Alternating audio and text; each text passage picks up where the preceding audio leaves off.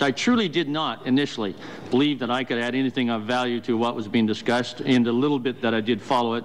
But I must say, after sitting and watching TV for one 10-minute period in the afternoon and hearing myself described as both a liar and negligent in my duties, I felt that I really should come and just offer from my perspective as Chief of Defense Staff what occurred in and around this last 2.5 to 3 years. Now, I sat there for a while listening to some of the TV reports and listening to some of the comments of this committee, and I actually started to question myself. I thought, did I really miss something that was so important as that?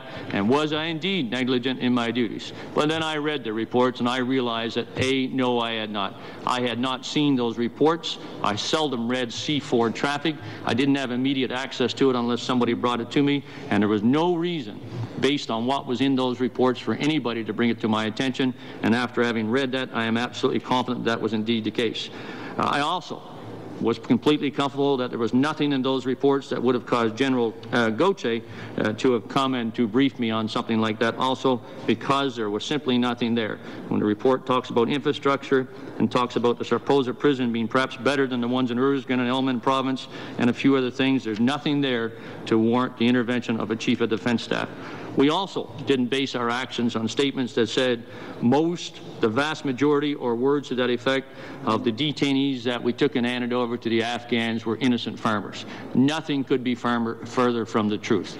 We detained, under violent actions, people trying to kill our sons and daughters who had in some cases done that, been successful at it, and who were continuing to do it. People were blowing up vehicles, launching IEDs against us, and caught in the act with explosive residue, again level 3, or gunshot residue on their hands. Yes, we probably detained the occasional farmer, and whether they were farmers by day and Taliban by night, which is often the case, is something that's very difficult to discern. So the innocent farmers were very rarely detained by us, and almost inevitably immediately let go. We didn't base our actions upon people making statements like all detainees were tortured. How ludicrous a statement is that from any one single individual who really has no knowledge to be able to say something like that, and we certainly didn't see any substantive evidence that would indicate it was that way. We certainly didn't base our actions upon somebody saying that D-Fate was telling D&D something they didn't want to hear. My commanders can testify for themselves, every single one of them, just not the two guys here only, and they will say, I want it, I asked, and I need it to know what the real truth was, because that's the way we were going to do our job. And we also didn't base our activities upon somebody saying that he knew General Hillier had known about this or had read this report. Absolutely false. It was impossible for any individual, particularly one 12,000 kilometers away, who had written a report, shotgunned it to numerous addresses, to be able to determine that I had seen it, which in fact I had not. I would also go back and say during the report dated 26 May, the 1-2 June, I actually was in the theater of operations with General Fraser, visited the provincial reconstruction team, talked to all the folks that were available there, and was back and forth throughout that time frame many times, and was never once pulled aside, grabbed by the ear, and nobody whispered in my ear, we've got a problem, and I reported in a report. And lastly, I would say that we didn't make our decisions based upon somebody saying that General Gauthier briefed Hillier. Again, if you're 12,000 kilometers away from Canada, you don't know what our schedules are, where we are, or what we talk about. For somebody to say that is absolutely untrue and discredits that individual. The only thing in the report or the witness that statement that I heard that I would agree with was that General Gauthier was very difficult to deal with. He was. He was a pain in the butt most of the time, but I'll tell you this. I think he was a pain in the butt to me in the 20 years I've known him, because he always demanded clear, unequivocal facts. He always demanded the logic of what we were trying to do to be based up by those facts, and he always held me accountable as his boss to make sure he had a clear, precise mission and the kind of support from me and from the rest of the structure to go off and do his job. The first big question seems to be, when and how were we in Ottawa first warned of the risk of torture? The assertion being that for some 18 months we, quote, knew about the very high risk of torture, unquote, and continued to order our people to transfer detainees. This is a serious assertion. In fact, one that could suggest serious illegal activity. And believe me, we in the military chain of command have understood our legal liability in these matters with a very personal sense of clarity from the outset. Beginning with what I know, to the very best of my recollection, the very first time any sort of allegation of torture was raised to me in my capacity as Commander CEFCOM was in early April of 2007. It didn't come from field reporting.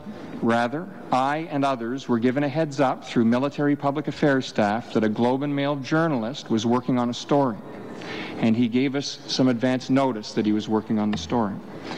The story was published on the 23rd of April 2007, and that it would be of great interest was the message that I received, and of course it certainly was. The first actual report from the field with a specific warning of possible abuse of a detainee transferred by Canada came to us on June 4th, 2007 from Kandahar. A day later, a similar report came from Mr. Colvin in Kabul. Both of these reports resulted from the first of DFATE's monitoring visits under the revised detainee arrangement. I believe these became public knowledge some time ago. To be clear and precise about this, last week's evidence states categorically that the very high risk of torture in Afghan prisons was first made known to senior members of the Canadian Forces in May of 2006 and repeatedly thereafter. In actual fact, I and others received such warnings in a substantial way for the first time more than a year later than that. You heard last week that many reports were sent to CEFCOM and elsewhere.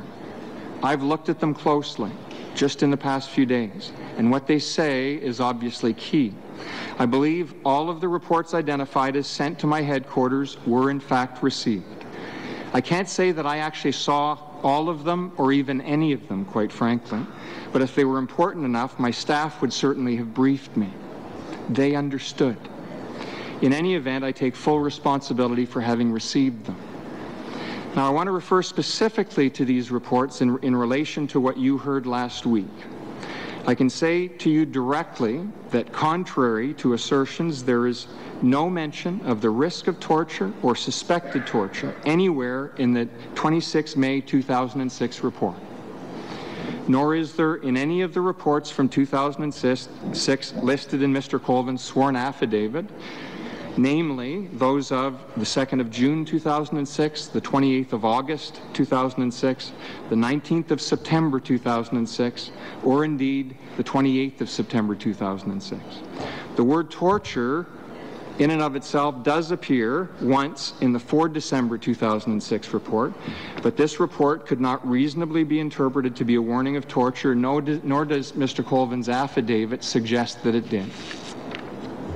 Again, I can very safely say there is nothing in any of these 2006 reports that caused any of the subject matter experts on my staff, nor by extension me, to be alerted to either the fact of torture or of a very high risk of torture. Nothing. Moreover, there was nothing in these documents that would have caused me to speak with the CDS, nor for him to speak with our minister. The second point I want to address very briefly is the comment in last week's testimony that senior officials in DFATE and the Canadian Forces did not welcome reports or advice from the field, and that at first they were mostly ignored. This criticism is just not supported by the facts. If or when you get the redacted version of the documents, and I sincerely hope you do, you will actually see, and soon, you will actually see helpful and positive responses, not just from DFATE, but from my own staff direct to Mr. Colvin, with thanks at the beginning and at the end of the response.